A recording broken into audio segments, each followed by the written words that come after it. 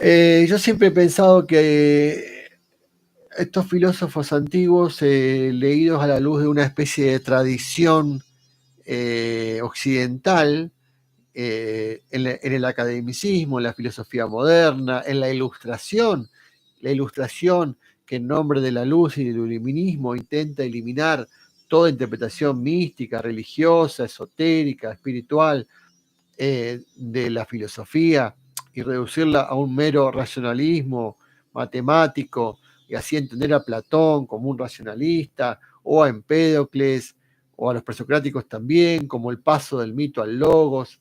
Bueno, todo eso son los sueños húmedos y afiebrados de los ilustrados, ¿no? Que pretenden eh, proyectar sus propias aspiraciones desmitificantes, ese desprecio por lo religioso, y esa especie de cientificismo en germen. Entonces desvirtúan el sentido profundo y espiritual que tenían estos filósofos antiguos. Bueno, entonces muy interesante Kingsley, muy interesante Blavatsky, muy interesante todo autor que intenta rescatar esa herencia mistérica o esotérica, mística, mágica de estos filósofos, especialmente Empédocles. Es imposible ver a Pitágoras, a Empédocles o a Platón sin entender que eran místicos, o sea, no eran filósofos racionalistas.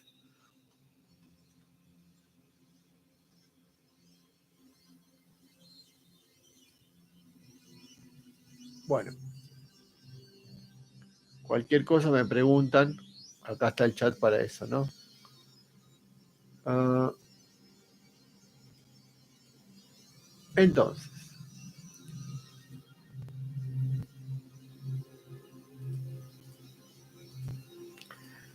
pero la filología no es en absoluto el único instrumento de que disponemos. La filología es interpretar las palabras en su evolución en la época en que fueron usadas y qué sentido tenían, escarbando el contexto, entendiendo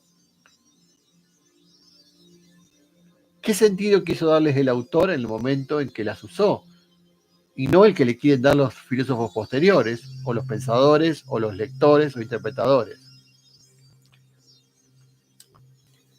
Pero la filología no es en absoluto el único instrumento de que disponemos. Existe una ingente documentación de carácter histórico, geográfico, mitológico y religioso que ha pervivido de uno u otro modo y que en su conjunto constituye una red de puntos de orientación que nos ayuda a entender a Empédocles, a sus predecesores contemporáneos y sucesores, de una manera en que ni Aristóteles ni Teofrasto supieron o quisieron ayudarnos a entenderlo. A mí me gusta mucho que se lo cuestione a Aristóteles, porque Aristóteles fue un tipo que desvirtuó la herencia platónica y pitagórica, porque como era una postura muy cientificista, muy materialista, él tiende a ver desde una visión muy intelectualista un aspecto externo y superficial de esa filosofía mistérica de la cual parece no querer tener mucha relación y conectarse mucho con esa tradición, ¿no?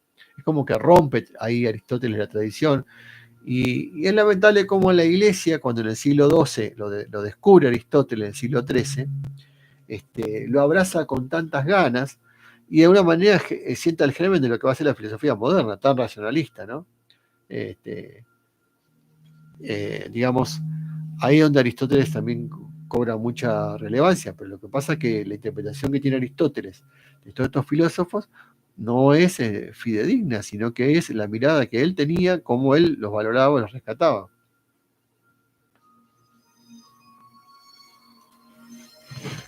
Bueno, voy a escribir algo en el chat acá.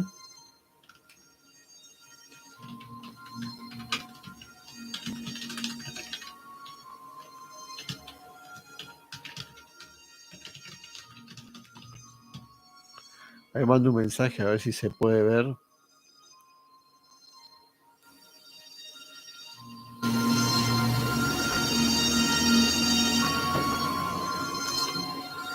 Bueno, continuemos.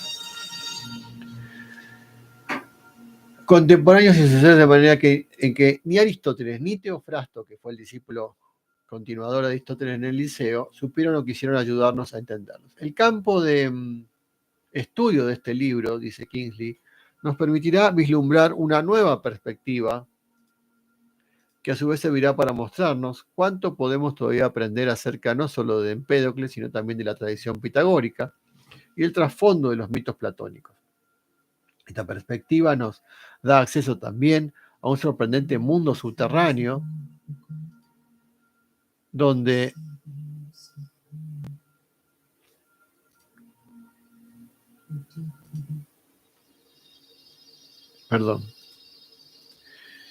una nueva perspectiva que a su vez servirá para mostrarnos cuánto podemos todavía aprender acerca no solo de Empédocles, sino también de la tradición pitagórica y el trasfondo de los mitos platónicos.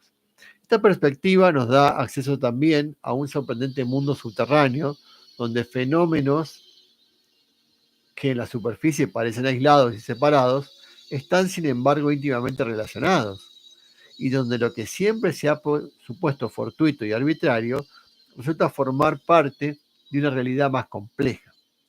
Problemas no resueltos acaban revolviéndose entre sí.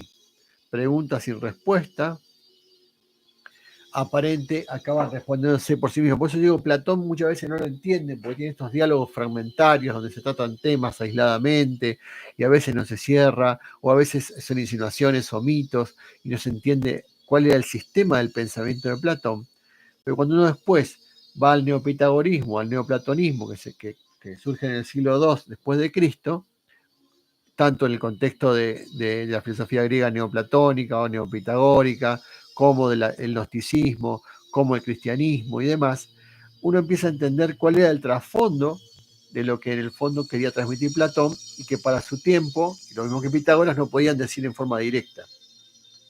Esa es la clave de interpretación correcta para entender a Platón, que es el neoplatonismo, por ejemplo. No lo que Aristóteles tenía para decir, porque Aristóteles desvirtúa continuamente, y lo mismo pasa con los filósofos modernos o ilustrados que intentan hacer una lectura de Platón en sentido racionalista.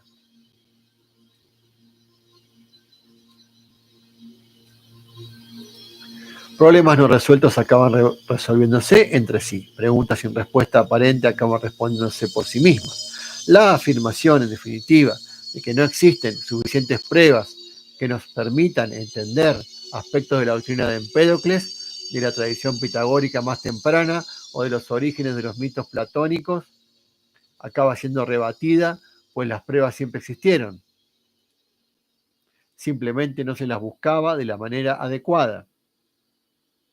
El presente trabajo, dice Peter Kingsley, se concibe como una introducción básica a ciertas doctrinas y tradiciones de la antigüedad que pone además los cimientos para futuros trabajos sobre esas mismas doctrinas y sus relaciones más amplias en el mundo antiguo y posclásico. El estudio que presentamos se divide en tres partes. La primera afronta la tarea, a menudo laboriosa, de abrirse paso en la tupida red de malentendidos que se han ido acumulando en los últimos 2000 años. Malentendidos que, en el caso de Empédocles, han obstruido todo acercamiento real a su obra al forzarnos a verla a la luz del racionalismo filosófico posterior y todo lo que ello conlleva. La segunda parte nos conduce al sorprendente y laberíntico submundo de mitología y misterio, antes mencionado, mientras que la tercera parte del libro nos abre, que habla de magia, nos abre las puertas de un mundo incluso más sorprendente, el mundo mágico y lo irracional. Ahí va a tratar del sufismo también en el libro, ¿no? La segunda de estas tres secciones, que es la parte sobre el trasfondo del pensamiento de Empédocles, lo que él trata de transmitir, porque Empédocles es un chamán, no un filósofo racionalista, era un sanador, un mago, un guía espiritual. Y mientras no lo enseñen así, lo están enseñando mal en las escuelas y en las universidades. Por eso acá este libro intenta hacer justicia, menos mal, de quién era Empédocles realmente. Lo mismo Pitágoras, un maestro mayor aún todavía que Empédocles. Era un gurú, como se entendía en la India, un maestro espiritual, con un grado de realización superior al común de los mortales. Si no se lo entiende así a Pitágoras, o a Empédocles como maestros. Se lo ve como un pensador racionalista que quería explicarle el mundo, el universo con los 4 principios y salir de la mitología. No, todo lo contrario, se inserta en la mitología y es más, interpreta toda esa cuestión de los dioses, lo divino, lo espiritual de una manera más profunda, por supuesto utilizando el pensamiento.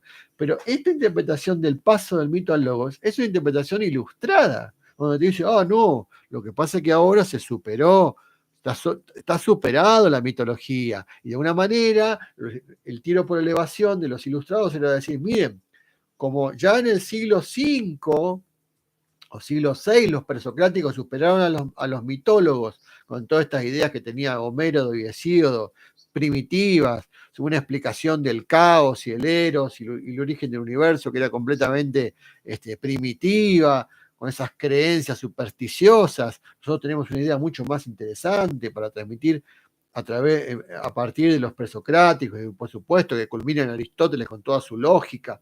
Bueno, no es así. Esa es una lectura ilustrada del siglo XVIII, el siglo de las luces, con una especie de racionalismo materialista y cientificista, moderno, que esfuerza las cosas para hacerlas decir lo que ellos quieren. Y se saltean, como hizo la Iglesia cuando quería leerlo todo a la luz de la Biblia, se saltean toda la fuente pagana y mistérica, por ejemplo, del orfismo. Después un día voy a hacer un video con el orfismo. Hay un libro muy bueno de Guthrie que habla sobre cuáles eran las creencias de la religión órfica, de la cual tomaba sus ideas Platón, Pitágoras y Empédocles. Y siempre se la menciona, porque los órficos, porque Orfeo. Bueno, ¿qué creían los órficos? ¿Por qué creían en la transmigración de las almas? ¿Por qué se parecía tanto a la filosofía hindú en muchas cosas? O a las creencias egipcias. Y este libro, bueno, trata de eso, ¿no?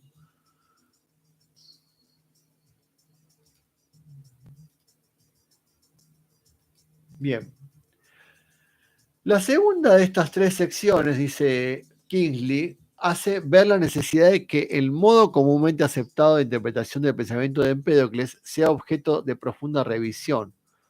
Por su parte, la sección tercera, que es la de la magia y la influencia después en el sufismo y otras corrientes espirituales y místicas de Empédocles, muestra cómo este modo de interpretación tradicional debe ser abandonado completamente. Ese modo aristotélico, ¿no? Como punto de partida, parecía apropiado optar por el ya elegido por Empédocles con los 4 elementos o raíces, tal como él mismo denominó. Empédocles es el primero en escribir claramente esta idea de los 4 elementos, que ya venía de antes, por supuesto, de la tierra, el agua, el aire y el fuego, como los que componen todas las cosas, todo el universo, todo lo visible, como los 4 principios, ¿no?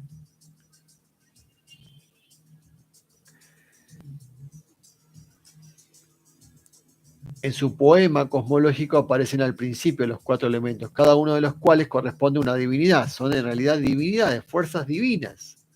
Porque la idea de que la Tierra es simplemente lo sólido, el aire, lo gaseoso, bueno, eso es una lectura cientificista moderna. Mucho más interesante es lo que Blavatsky dice en La doctrina secreta, en el tomo 2, que habla de simbolismo.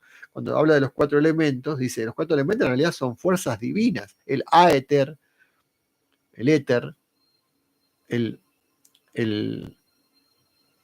principio del fuego, el principio del aire, en realidad son fuerzas divinas, seres divinos, que actúan inteligentemente e imprimen en la creación las cosas. No son fuerzas ciegas. Por eso es que el mago puede invocarlas y llamarlas para que actúen. Es muy distinta a la interpretación cientificista donde todo está como muerto y mecánico y se va dando como una especie de causa y efecto donde una cosa, como si fuera una bola de billar que empuja a otra. Sí, pero la bola de billar hay alguien que le está dando a la bola de billar. La bola de billar no va sola. Alguien la impulsa y la dirige hacia un lado inteligentemente.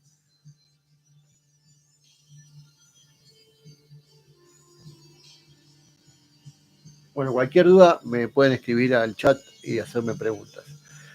Bueno, entonces, este procedimiento aparentemente sencillo de comenzar donde Empédocles había empezado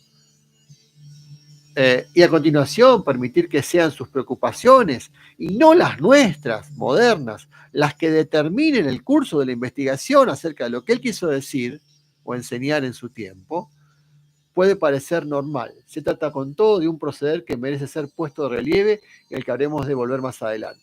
Como contraste, dice Kingsley, resulta difícil evitar la sensación de que las polémicas más enconadas que la crítica ha mantenido sobre Empédocles en los últimos 50 años no son sino una tormenta en un vaso de agua.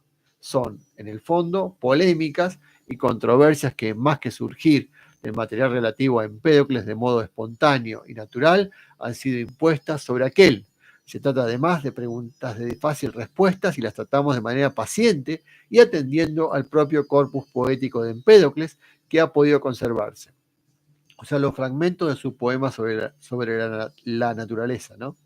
A modo de ejemplo, existe la cuestión famosa en la actualidad sobre si Empédocles se refirió en sus escritos a un ciclo cósmico en el que los 4 elementos se combinarían alternativamente unos con otros por acción del amor. Bueno, esto es muy importante, dice. Ver si Empédocles se refirió en sus escritos a un ciclo cósmico de gestación del universo en el que estos 4 elementos, la tierra, el agua y el fuego, el agua, el aire y el fuego, se combinarían primero unos con otros en acción del amor, en la cual se unen, y luego se separarían de estos 4 elementos nuevamente por acción del odio o la disensión. La cuestión es, porque eso figura en sus fragmentos, ¿no? Los fragmentos que tenemos. La cuestión es en realidad tan solo periférica y poco tiene que ver con la materia tratada en el libro este de Kingsley, en cuyas conclusiones además ni siquiera influyen. No obstante, merece señalarse que las propias palabras de Empédocles al respecto contradicen de modo irrefutable la noción adoptada ya por ciertos neoplatónicos por propia conveniencia, según la cual aquel, o sea, Empédocles concibió un ciclo de unificación y separación alternante en el universo. Está cuestionando esta idea que se enseña de que el universo primero se unían los 4 elementos, luego se separaban por acción del amor que unía y el odio que separaba. Esa es una interpretación tradicional de la filosofía de Empédocles que se enseña en los colegios y en las universidades. Entonces Kingsley está cuestionando esa idea. Las reglas de la lengua y gramática griegas nos permiten, o sea, por medio de la filología, a menudo juzgar si una interpretación antigua de Empédocles o una antigua interpretación de sus palabras restablecida por la crítica moderna es correcta o incorrecta. Otra cuestión que se nos plantea es la referente a silos. Fragmentos de que disponemos corresponden a 1 o a 2 poemas. O sea, es un solo poema que escribía sobre la naturaleza de Empédocles o escribió 2 poemas. Uno de los poemas de carácter cosmológico va dirigido a su discípulo Pausanias, mientras que el otro poema, el segundo, que se trata sobre las purificaciones, así se llama, en torno, acuérdense que en griego se escribe catarsis, purificaciones, en torno al tema de la corrupción y la purificación, va dirigido a un público más amplio en Agrigento, la ciudad donde nació el autor en Sicilia. Una vez más, la cuestión no afecta para nada las conclusiones a las que llegamos en el libro, dice Kingsley. Si el lector opta por reinterpretar las escasas referencias a los 2 poemas de Empédocles como referencias a las diferentes partes de una misma obra, puede hacerlo con absoluta libertad. No obstante, más adelante observaremos claramente por qué habremos de concluir, a partir de los fragmentos de Empédocles, que el material que se nos ha transmitido constituye los restos de 2 poemas que son diferentes. Hemos de añadir que haber partido de la consideración de que se trataba de los restos de un solo poema, o sea que, como se enseña en Empédocles, como si hubiera escrito un solo poema sobre la naturaleza,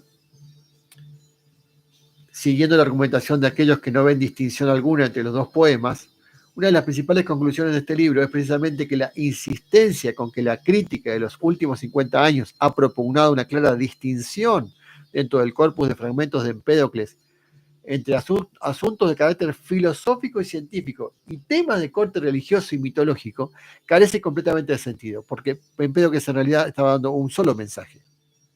Debemos acercarnos a Empédocles y demás presocráticos, dejando de lado esas diferencias entre lo religioso y lo científico, porque son una misma cosa. Me encanta porque Kingsley lo que quiere acá es restaurar cuál fue el verdadero mensaje que intentaron dar los presocráticos, o el mismo Platón, por supuesto, después, y no lo que los modernos quieren hacer decir a los presocráticos y a los antiguos, que no es lo que estaban diciendo. Es muy bueno esto, porque a los teósofos esto nos da una gran paz del alma, ¿no? Porque decir, mirá, al final habían querido forzar la interpretación, y uno lo intuye permanentemente cuando uno está leyendo a los antiguos, y le dice, no, pero pará, me están queriendo hacer una lectura de Platón, racionalista moderna, cuando Platón no tenía nada que ver ni con el racionalismo ni con la modernidad. Entonces, ¿cuál era el contexto para entender a Platón? Hace un tiempo yo di una clase sobre Platón a chicos de secundaria, de 14 años. Cuando terminé de explicar Platón, o parte de las ideas de Platón, se me acerca una alumna, cuando terminó la clase, y me pregunta, profe, ¿cuál era la religión de Platón? Una pregunta buenísima. Una de las mejores preguntas que tuve este año. Claro, ¿cuál era la religión? ¿Y qué le dije yo? Era el orfismo. Y ahí le expliqué un poco qué era ese orfismo.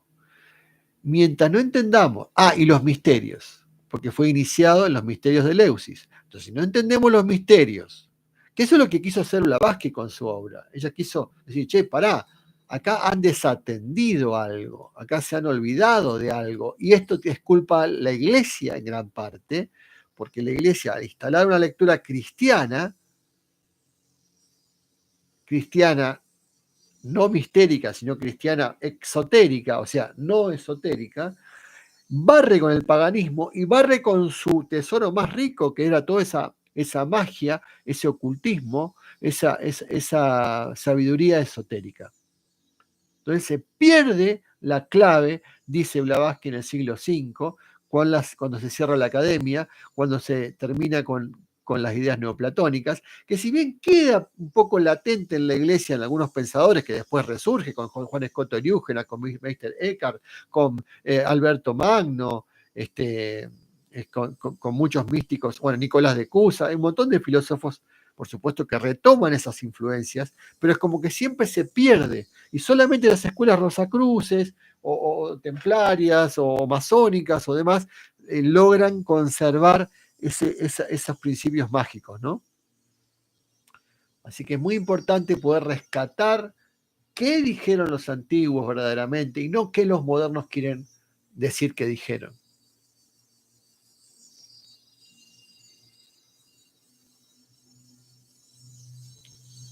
Bien, entonces continuamos. La moderna actitud hacia la ciencia y la filosofía plantea otra cuestión que merece un comentario, por breve que sea.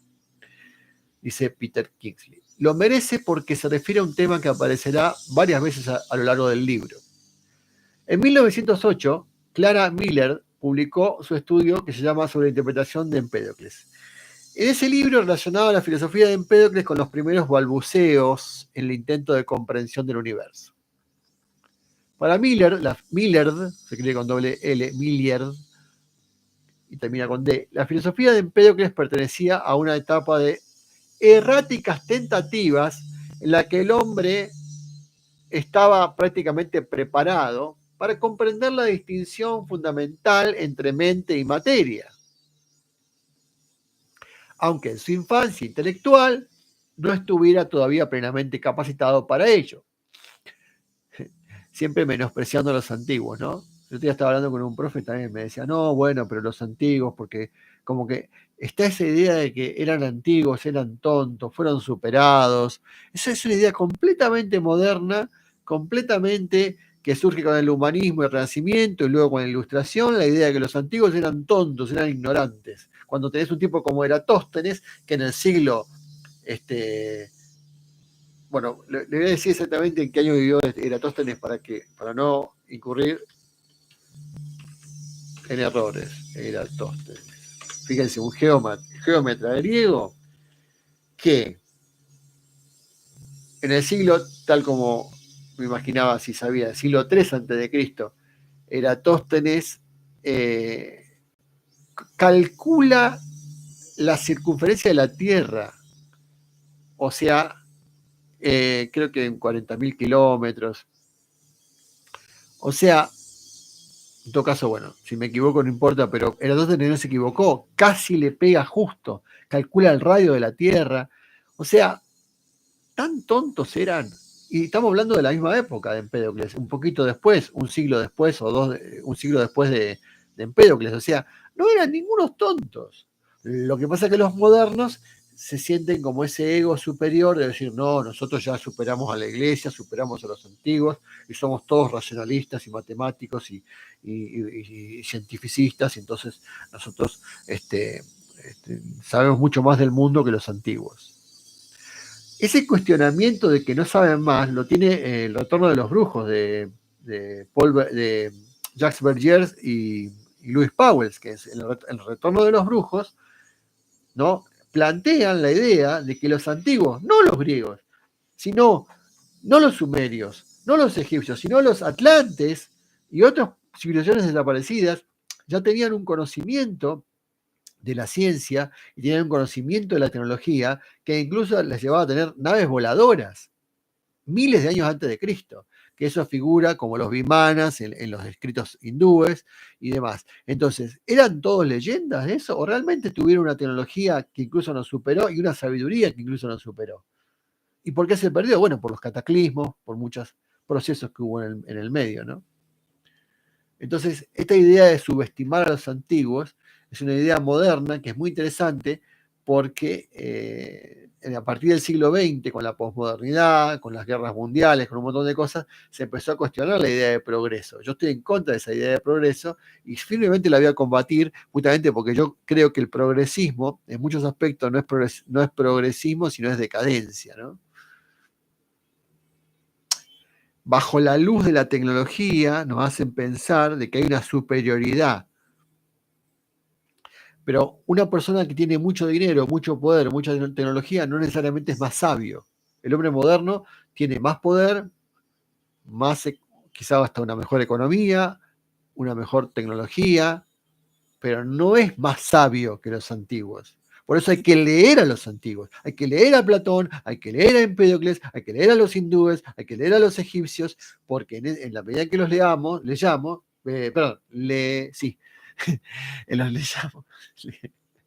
o leamos, en la medida que los leamos, vamos a recuperar ese espíritu que ha perdido la modernidad y que ha generado una gran decadencia también en el espíritu moderno, ¿no?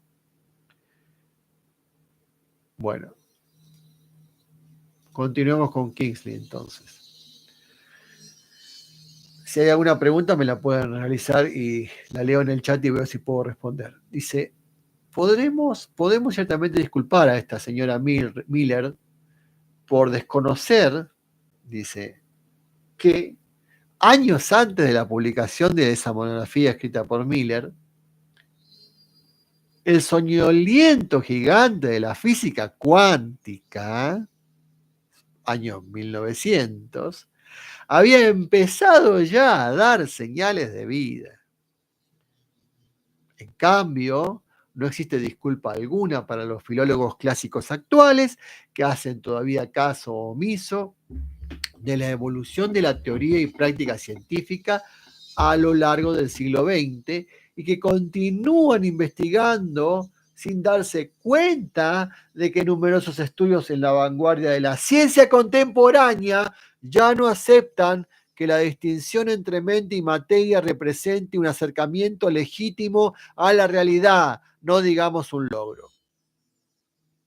Muchos filólogos clásicos de hoy en día no son tampoco conscientes. Filólogos clásicos son los que estudian los textos antiguos desde el punto de vista de la interpretación de los textos de las palabras, ¿no? ¿Qué significaban las palabras en la antigüedad?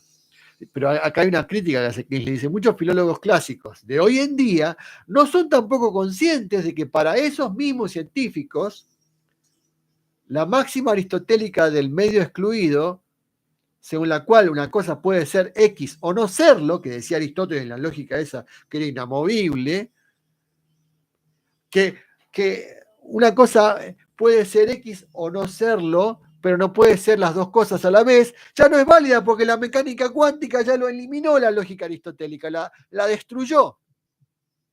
O sea que quieren ser aristotélicos cuando Aristóteles ya está superado, no solo por la filosofía, sino también por la física actual. Cualquier persona familiarizada tanto con el mundo de los presocráticos como con el de la ciencia y la cosmología modernas habrá advertido como el segundo de estos campos, la cosmología moderna, se halla cada vez más cerca del campo de la ciencia. O sea, los presocráticos son increíblemente geniales porque en el siglo 6 a.C., hace 2600 años, se adelantaron a un montón de cosas que actualmente están presentes en la ciencia y recién aparecen en el siglo XX.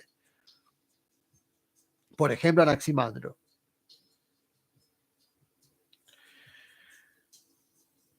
Entonces, comparte con este el interés por la paradoja, o sea, por lo simple y lo enigmático e incluso por lo mitológico. Interés que surge en la ciencia moderna, en la ciencia, contemporánea.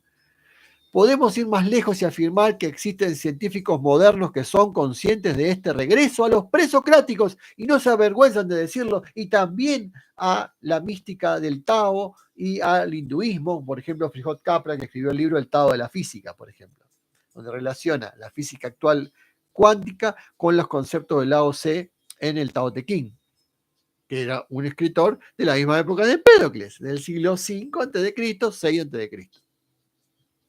Así las cosas, es obvio que los estudios dedicados a la interpretación del pensamiento presocrático no son solo responsables de velar por unas cuantas piezas de museo con las que puede uno divertirse o que están protegidas bajo llave en cuanto a curiosidad histórica. O sea, como si dijera, mirá lo que pensaban los tontitos de esto del siglo VI a.C., mirá qué simpáticos. No. Su responsabilidad es mucho mayor, y entre sus obligaciones más importantes de los filólogos está la de tratar a Empédocles y a los primeros presocráticos con más respeto y seriedad y procurar entenderlos en sus propios términos, no en lo que yo quiero hacerles decir.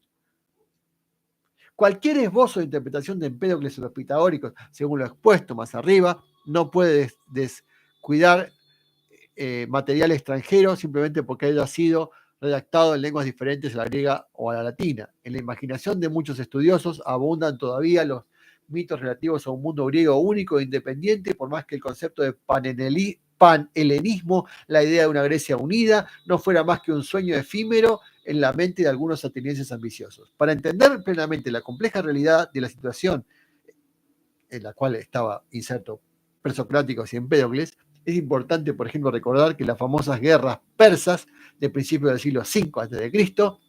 constituyeron tanto una batalla entre griegos como entre griegos y bárbaros. Conviene también tener presente que durante esas mismas guerras, tanto como en conflictos anteriores y posteriores, numerosos griegos, por no decir colonias y estados enteros, optaron por aliarse, podríamos decir a título individual, con los persas, convencidos como estaban de las ventajas culturales, políticas y económicas que podían lograr con dicha alianza. Pensemos además que los griegos de Sicilia, tan profundamente ambiguos en sus actitudes hacia el mundo helénico y tan fuertemente ligados a otros pueblos de África y Asia, dejan a las claras lo absurdo de la superstición de pensar que todo lo griego y lo romano posee una especial naturaleza común que lo hace independiente de todo lo demás. Es una estupidez, hace poco se lo estaba diciendo un profesor, pensar que Platón se puede entender separado de los hindúes, separado de los persas, separado de los sirios, separado de los sumerios, separado de los egipcios. No, señor. No, señor. No se lo entiende. Es lo que está diciendo Kingsley. Los griegos no eran un tipo separados que ellos pensaban todo racionalmente y eran como superiores a los otros que eran todos mitológicos y religiosos, todo ese relatito, ese cuentito como San Martín que cruzó los Andes y siempre te cuentan la historia, toda simplificada en un cuentito que después la repiten en todos los actos escolares. Bueno, lo mismo pasa con el estudio de los antiguos. Es un relato completamente de inteligencia artificial, viste, como en las fotos que le sacan todas las imperfecciones y lo hacen como lo quieren escuchar. Falso. Y lo mismo hizo la iglesia cuando borró el paganismo o dijo, no, los paganos eran esto. No, señor. Esos son tipos que vienen después y quieren interpretar. Hay que volver al paganismo, hay que volver a los griegos, hay que volver a los antiguos y ver qué decían. Y eso muchas veces intenta Blavatsky, por ejemplo, en la doctrina secreta. Por supuesto con una mirada moderna, pero tratando de decir, pará, hagamos un túnel, metámonos en la espiritualidad, bien abajo, bien subterránea, encontremos la fuente de la espiritualidad, que es la teosofía, y veamos que es la que es el manantial que nutre todas estas filosofías espirituales del mundo. Y eso es la teosofía o la gnosis.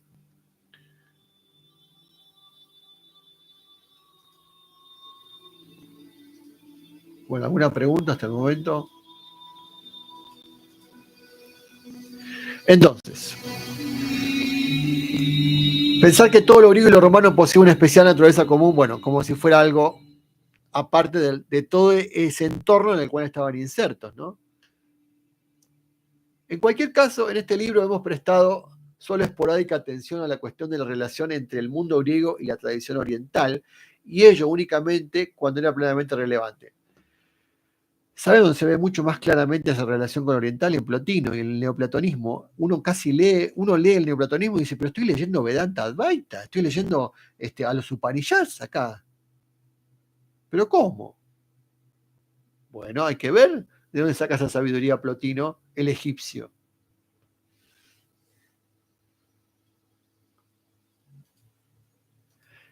Y yo creo que solo se entiende a Platón a la luz de Plotino, plenamente, porque Platón en la doctrina no escrita había dicho muchas cosas que no llega a decir en los diálogos.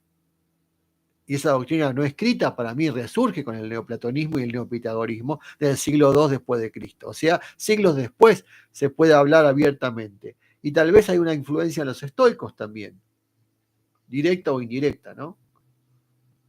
En mucho de la sabiduría estoica, sobre el tema del alma del mundo y demás.